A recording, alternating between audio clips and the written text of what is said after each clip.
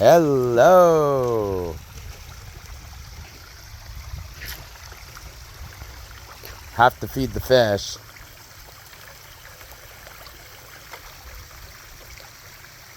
So it's another update. Not much going on today. I think I've decided what I'm gonna do with the Waterfall. I was looking at it a little closer, and I'm gonna cut a little notch in the top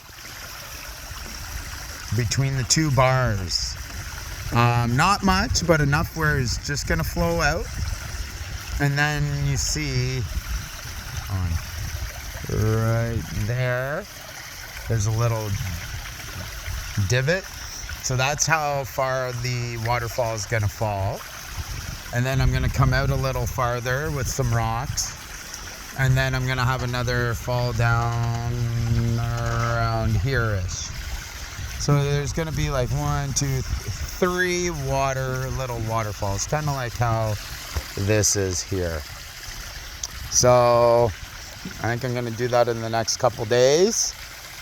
And hopefully we'll have it running and going.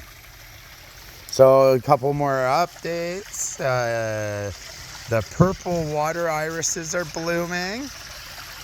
And then there's definitely more yellow irises. And here, let's throw more.